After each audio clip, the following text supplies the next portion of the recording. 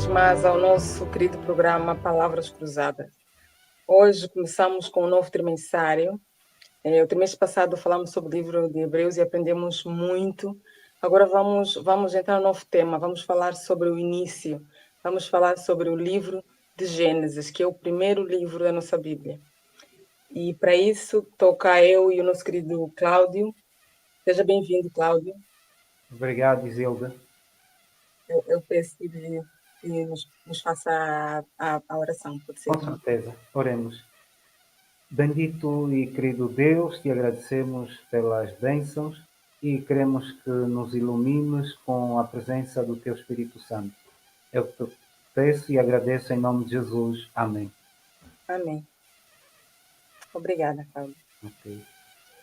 Eu quando estive a ler a lição, a primeira lição, né, eu fiquei impressionada. Primeiro com a introdução. Normalmente no início de cada trimestre vem uma introdução acerca do que vamos estudar e acerca do autor do trimestriário. Aqui na nossa introdução fala algo muito interessante. O livro do início. Qual é o livro do início? É o livro de Gênesis, né? O interessante é que nós, quando lemos o livro de Gênesis, se calhar não temos esse conceito logo quando começamos a ler. Mas o livro de Gênesis é sobre Jesus. Fala sobre Jesus Cristo. Fala de Jesus como nosso Criador, como nosso sustentador, e fala de Jesus como nosso Redentor. Não é isto o apóstolo João escreveu muito bem no Novo Testamento, e quando disse que no princípio era o Verbo, não é? E o Verbo estava com Deus, e o Verbo era Deus. Todas as coisas foram feitas por Ele, e sem Ele, nada do que foi feito se fez. Então, o livro de Gênesis fala sobre a criação. Quem é o autor da criação? Remete-nos automaticamente, amém, remete-nos automaticamente para o nosso querido e amado Jesus. Também fala sobre o significado da palavra Gênesis. Aqui diz que a palavra Gênesis deriva da palavra grega Gênesis, que significa princípio, não é? O livro de Gênesis dá-nos o fundamento, dá-nos a base sobre o qual assentam todos os restantes livros da Escritura, não é? É o início mesmo. E é importante que nós entendamos o livro de Gênesis, que é para não vivermos numa confusão. Porque nós estamos num mundo que, infelizmente, normal é tu seres ateu, o normal é tu acreditares nas teorias contra a Bíblia, que são as teorias evolucionistas, não é? Que parece um autêntico absurdo a teoria da criação, que no facto não é só uma teoria, é algo que nós como cristãos acreditamos como um facto. Então, é importante nós lermos o livro de Gênesis, porque o livro de Gênesis revela-nos a nossa verdadeira origem, não é? Revela-nos que somos seres feitos propositadamente e perfeitamente à imagem de Deus. Não fomos criados por acaso, conforme aprendemos em outros lugares, né? Que o ser humano evoluiu de espécies inferiores. Não. Nós aprendemos no livro de Gênesis que foi Deus quem nos criou, e nos criou com propósito, não é? De sermos a sua imagem e semelhança. Ok, Cláudio. Pois, porque gostaria também de deixar algumas notas, já a Isilda disse tudo, que nos primeiros 2 capítulos da Bíblia, né, sobretudo no livro de Gênesis que nós estamos a estudar, nós conseguimos ver que ela contém o relato ou a história da criação, da humanidade e o mundo habitado. E graças a esse livro nós podemos conhecer qual é, ou seja, qual foi o propósito de Deus nos ter criado, que é vivermos eternamente felizes ao lado do nosso Criador. Essa é uma das notas importantes que eu vi nesta introdução da lição número 1 que nós estamos a estudar sobre a criação. E depois, nós também precisamos de perceber que esse relato do capítulo 1 e o capítulo 2, Isilda, não é um relato científico, não.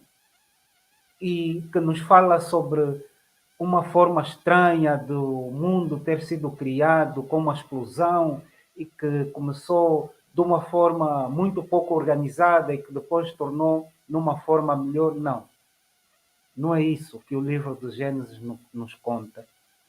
E nós aqui também conseguimos ver que nós, se hoje estamos aqui, é porque estamos preparados para defender a história da criação. Não só pela fé, mas pelos nossos próprios atos. Porque nós somos resultados dessa própria criação. Porque nós compreendemos todo o processo criador que Deus, na pessoa de Jesus e do Espírito Santo, tiveram em criar não só a humanidade, mas como todo o mundo habitado. E por fim, este é um relato, não é? Que não é um relato poético que nos encanta e ficamos maravilhados e que toca o nosso coração, a nossa alma. Não, não é. Que é um relato que nos permite conhecer as nossas origens, conhecer que somos a coroa da criação de Deus, criaturas perfeitas de Deus e não o resultado do acaso. Essas são as grandes notas que eu consegui tirar na introdução desta lição. Eu acredito que podemos avançar e falando já um pouco sobre o Deus da criação, não é? Nós conseguimos ver aqui que no princípio, não é? Criou Deus os céus e a terra. Ou seja, não foi uma invenção, não foi algo que Deus não sabia o que fazer e de repente começou a criar. Não, foi algo bem pensado, algo que partiu do coração de Deus e no princípio, antes de qualquer coisa, Deus criou os céus e a terra. E pela sua voz, não é? Tudo veio à existência.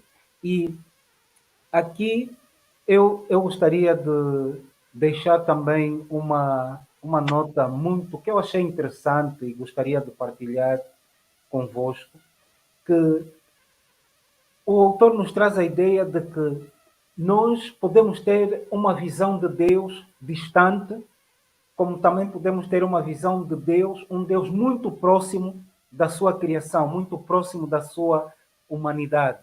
Ou seja, Deus, quando cria Adão, era no sentido de poder se relacionar com Adão face a face. E isso de facto aconteceu. Quando Deus dizia e as coisas apareciam, dava a impressão de um Deus distante, longe.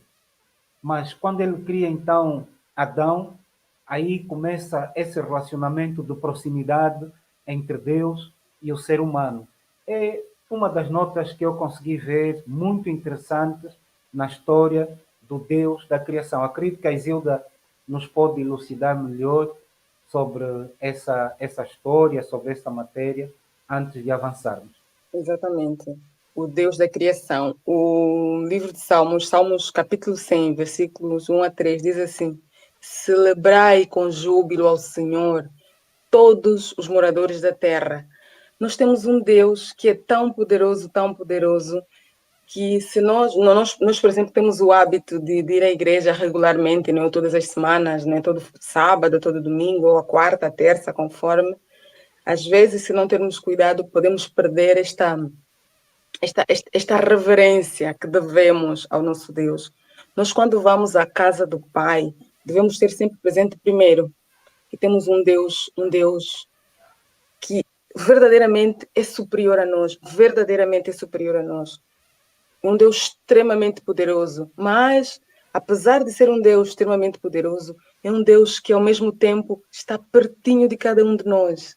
É algo impressionante, porque nós, quando vamos fazer uma relação, humanamente falando, né? Quando vimos o nosso chefe, ou o presidente da República, ou o primeiro-ministro, ou alguém que nós achamos que é superior a nós, temos a tendência que é alguém distante, não é? E tem que haver essa separação, mais ou menos. Agora, como é que vamos, mais ou menos, unir o facto de Deus ser um Deus grandioso que torna cria uma certa barreira e ao mesmo tempo um Deus próximo.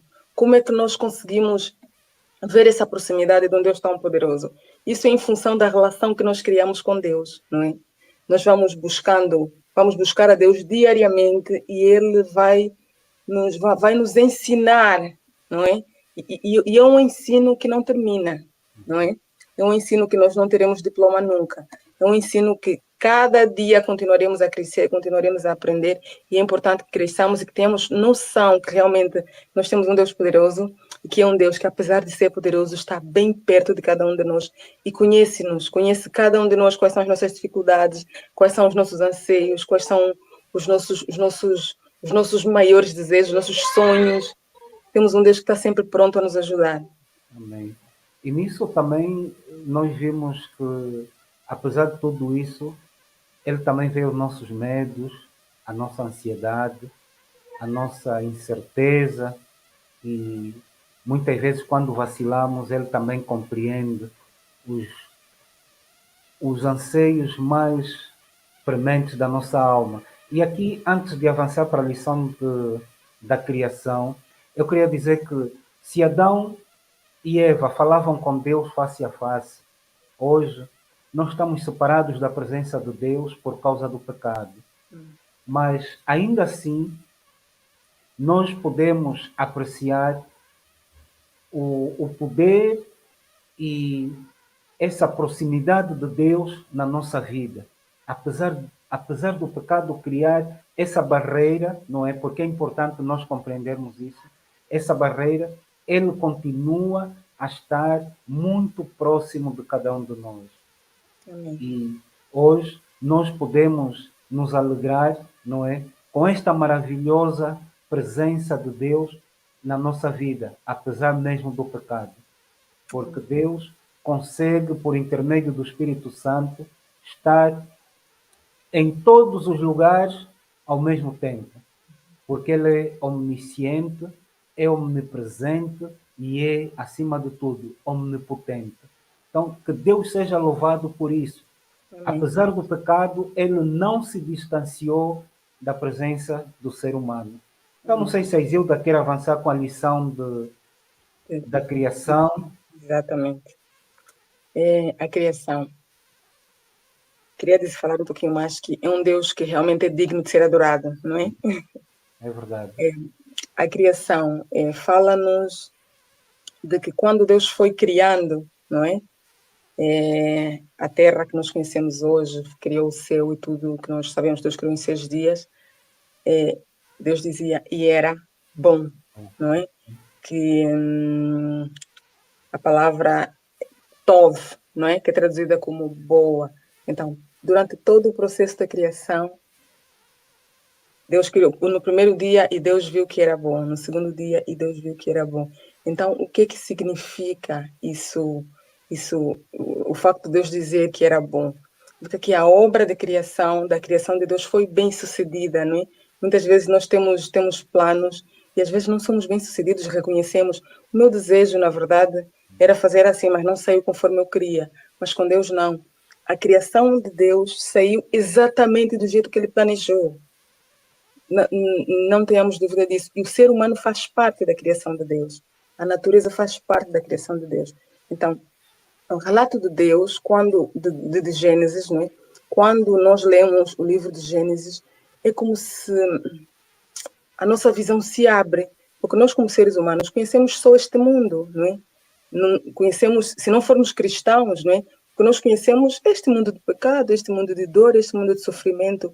Mas o livro de Gênesis faz-nos pensar que realmente este mundo que vivemos, esse mundo que conhecemos, não é o mundo que Deus criou, não é? Se Deus, que é um Deus omnipotente, que é um Deus poderoso, que é um Deus que tudo sabe, que é um Deus maravilhoso, ao criar o mundo, não é? Ao criar o ser humano, foi dizendo que era bom, que era bom, que era muito bom. Isso significa que realmente o mundo que Deus criou não é esse, não tem como, não é? E nós devemos nos regozijar com isto. E aqui ainda diz que a frase era bom significa que a criação estava a trabalhar lindamente e que era bela e perfeita. Meus irmãos, nós estamos num mundo que tem tudo menos de belo e perfeito. Podemos ver alguns vestígios de beleza, sim, mas não é nem de longe aquilo que Deus planejou, né? Que fez Deus olhar para aquilo que Ele criou e sentir-se satisfeito, e sentir-se... Não, as coisas correram do jeito que eu planejei. As coisas correram exatamente conforme os meus objetivos, não é? E este conceito contradiz completamente a teoria da evolução, não é, Cláudio? Pois, pois. Completamente. Tal como a Ivilda disse bem, essa expressão bom, ou que era bom, boa, implica que a criação funcionava bem, que era perfeita, bonita e que não havia nada de errado nela. E infelizmente veio a morte, não é? E a morte nunca fez parte dos planos de Deus, nem do processo da criação. Infelizmente, quando a morte entrou, deu a impressão que os planos de Deus tinham ido por água abaixo, mas felizmente o plano da salvação ou da redenção já tinha sido criado e graças a Deus esse plano funcionou e funcionará tão bem até o fim dos tempos. E nós louvamos a Deus por isso, porque a criação de Deus foi perfeita e não como os outros diziam ou dizem, né? Há pessoas, há correntes que defendem que o mundo foi criado há milhões e milhões de anos. Não é verdade. Nós sabemos que o mundo foi criado em 6 dias literais, nada mais do que isso, e eu prefiro acreditar no que a Bíblia me diz do que aquilo que a ciência humana nos ensina. E agora vamos falar do sábado, não é? Exatamente. Sábado, um dia que nós já bem conhecemos, que aqui também vem dizer que é a expressão da nossa fé e se Deus criou o mundo em 6 dias literais, significa que ele descansou no sábado, não porque se encontrava cansado, mas para que o ser humano pudesse ter esse encontro semanal com Deus para revigorar as energias e ter esse contacto pessoal com o Salvador e Criador do mundo. Então, eu acredito que a Isilda deve ter comentários sobre esta lição do sábado e gostaríamos então todos de ouvi-la mais uma vez. Exatamente. Então, nós não guardamos o sábado por acaso, não é? Diz que guardar o sábado é unir-nos a Deus neste reconhecimento do valor e da beleza da sua criação. Nós falamos que Deus, quando criou o mundo, foi vendo que tudo era bom e era muito bom. Então, quando nós aceitamos que o sábado é um dia que Deus instituiu para adoração, para santificação, para descanso, nós unimos-nos, quer dizer, nós tornamos-nos automaticamente criacionistas, não é? Porque aceitamos que o mundo foi criado em 6 dias literais e que realmente foi Deus quem criou, não é? Que não foi um mundo que foi evolucionando, não é? Aos poucos, primeiro eram criaturas inferiores e depois até que surgiu o homem. Não. A partir da altura que você aceita o sábado como o dia do Senhor, você pode descansar das suas obras, não é? Das obras da semana, assim como Deus no sábado, aquele lição nos diz que o sábado marca o primeiro fim da história humana, não é? E isso nós repetimos todas as semanas, não é? Toda vez que chega um sábado, é um sinal de esperança para a humanidade caída, não é? Nós acreditamos que, assim como Deus criou o mundo em 6 dias e ao sétimo dia descansou, não é? No mundo perfeito, e aqui no mundo em que estamos, no mundo do pecado, não é? Depois da queda, no fim de semana aponta para o milagre da salvação, não é? E que isto se renova a cada semana. Nós não sabemos quando é que será o último sábado nesta terra, não sabemos se o próximo sábado será o último, ou se veremos mais 1000 sábados, não sabemos. Mas cada sábado que passa renova a nossa aliança com o nosso Deus. Não só como o Criador do mundo perfeito, mas também como aquele que há de recriar, não é? Como aquele que nos remiu através do seu sangue e que verdadeiramente não é o fim de tudo, não é? Verdadeiramente continuaremos a guardar o sábado, não só nesta terra, mas no novo céu. Porque os autores também nos trouxeram a ideia de que a cada sábado, não é? Para além de ser um tempo de descanso, um tempo de meditação e de companheirismo com os nossos irmãos, bem assim como de comunhão com o Criador, o sábado também nos lembra que o sofrimento e as dores um dia vão terminar. Por isso é que o autor também sublinhou isso. Jesus preferencialmente fazia os seus milagres no dia do sábado. Isso para mostrar que um dia esse mundo de pecado onde nós vivemos, a dor, o sofrimento, as lágrimas, o choro, um dia vão terminar. Por isso é que devemos nos alegrar com o sábado. E o sábado também nos lembra da nossa origem e do nosso futuro glorioso através da redenção. Então, o sábado para nós é tudo. O sábado é o grande selo de Deus na criação está estampado no dia do sábado. Ou seja, depois de criar tudo, Deus precisava de pôr um carimbo, não é? Para dizer que Deus esteve aqui. Amém. E foi através do sábado que ele selou tudo aquilo que tinha feito em 6 dias. Então, esse sábado nos traz essa alegria, essa ansiedade de um futuro, não é? Um futuro próximo, que nós, não conhecendo, temos a certeza que será melhor do que nós vivemos aqui nesta terra. Então, vamos avançar para a lição seguinte. Eu ia pedir a Isilda para dar as notas também desta lição sobre a criação da humanidade. Já estamos no finalzinho. Exatamente. A criação do ser humano é o último ato criativo de Deus, não é? E o que eu queria realçar nesta lição é que, e a lição fala muito bem disso, é que normalmente o conceito que se tem ou que se tinha, e alguns ainda têm, é que quando se fala, Deus diz que criou o homem à imagem e semelhança de Deus. Muitos pensam que realmente somos criados à imagem e semelhança no sentido espiritual apenas, não é? Mas a lição diz, o conceito é verdadeiro, somos criados à imagem no sentido espiritual, mas não apenas no sentido espiritual, no sentido físico também. No sentido, nós somos mesmo semelhantes a Deus, fisicamente e espiritualmente. Deus criou as bestosferas, criou os outros animais, criou as plantas, criou tudo. Então, mas o ser humano é o único que é semelhante a Deus. Os animais não são semelhantes a Deus. As árvores não são semelhantes a Deus. Nós, seres humanos, somos especiais por isso.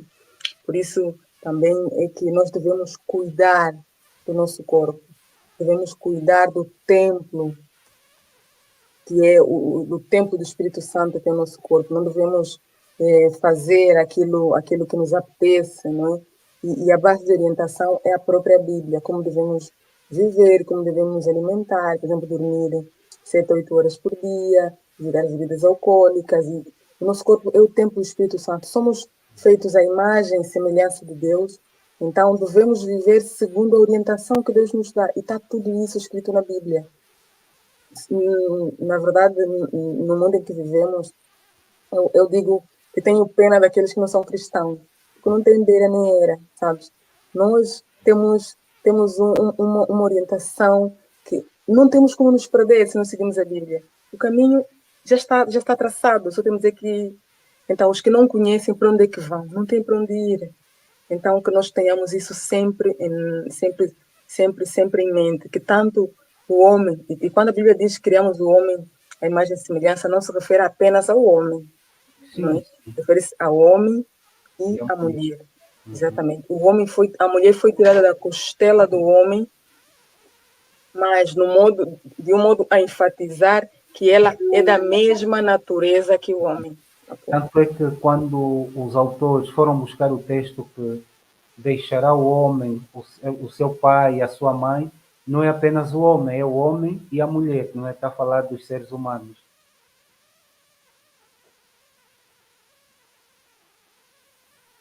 Acho que assim podemos passar para a próxima lição. Estamos a ficar com pouco tempo. Exatamente. Podemos sim. Vamos O então. dever, Sim, pode dizer, Isilda. o dever da humanidade. Então, perante essa descrição incrível da criação do mundo, qual é o nosso dever como raça humana? Pois, o nosso dever, daquilo que eu consegui perceber nesta lição, não é? Deus criou tudo, ofereceu a Adão e Eva o jardim, ofereceu a comida e ofereceu ao próprio Adão a mulher. E de tudo isso, o homem não fez nada, foi apenas Deus que entregou. Por isso é que nós precisamos de cuidar, não é? Precisamos de cuidar, já não do jardim do Éden como tal, porque foi retirado, mas do mundo, do meio ambiente em que nós vivemos, não é? A nossa casa, o local onde trabalhamos, a nossa rua, a cidade onde vivemos. E também, quando Deus cria, ou seja, entrega essa questão da alimentação para o ser humano, é para que nós saibamos com o Espírito de Cristo, até porque esse fôlego que nós temos hoje, que representa a vida, veio do próprio Deus, nós consigamos discernir quais são os melhores alimentos para o nosso corpo. Não se deve comer tudo, não se deve comer apressadamente. Precisamos, com espírito de oração, saber escolher a melhor alimentação para a nossa vida. E quanto a essa oferta da mulher, não é? Nós precisamos entender que ela é carne da nossa carne e faz parte de nós, não é? Deus não criou Eva tal como fez Adão, não. Isso para quê? Para que tanto Adão como Eva percebessem que fazem parte um do outro. Infelizmente, no mundo em que vivemos, sobretudo nos tempos em que nós estamos, existem muitos desentendimentos nas famílias, muitos desentendimentos nos casais. Mulheres não respeitam os maridos que desonram as esposas, os filhos estão ali presentes a ver tudo. Então, que este presente, estes presentes que Deus ofereceu ao ser humano, sejam protegidos, sejam honrados e que nós, como cristãos, consigamos viver a dimensão do chamado que Jesus fez a cada um de nós. Deus amado, obrigada, Senhor, porque nos dás ainda a oportunidade de falarmos sobre a tua palavra. Apesar de sermos pecadores, queremos pedir que o teu Espírito Santo nos possa purificar, que possa aceitar a nossa adoração. Te agradecemos em nome de Jesus. Amém. Amém. Amém.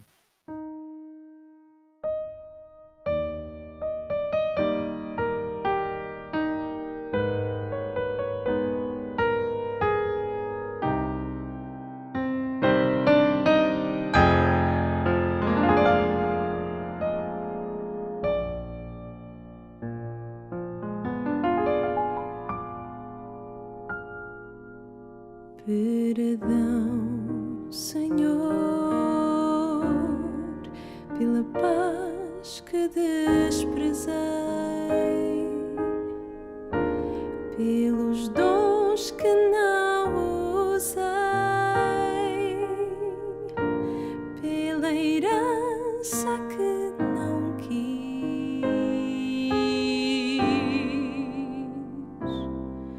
Perdão, Senhor, pelo mal que eu pratiquei, por andar sem fé, sem lei.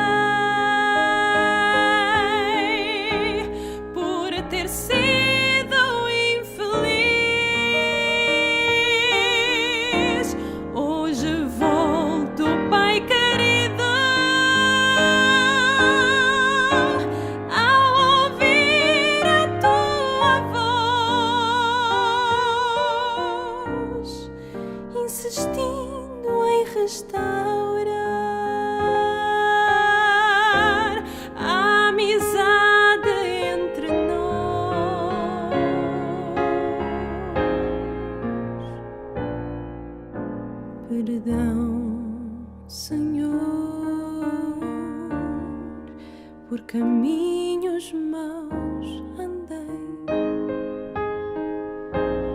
muitos males pratiquei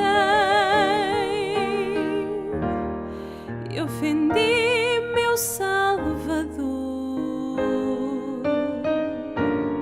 mesmo sendo como sou,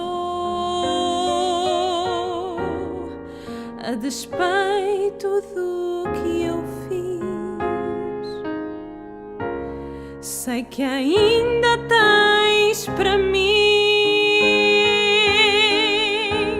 um lugar em teu país. Agradeço-te, Senhor, pela chance de viver caminhando em tua luz, amparado em teu poder.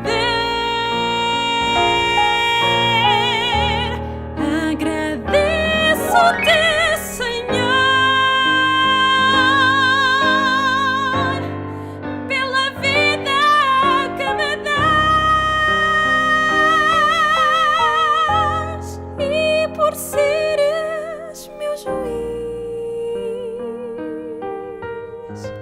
Quero herdar a tua graça,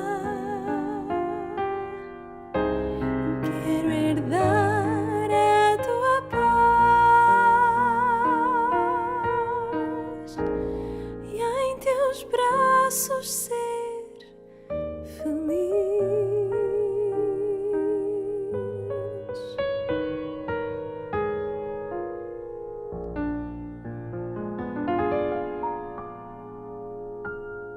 E em teus braços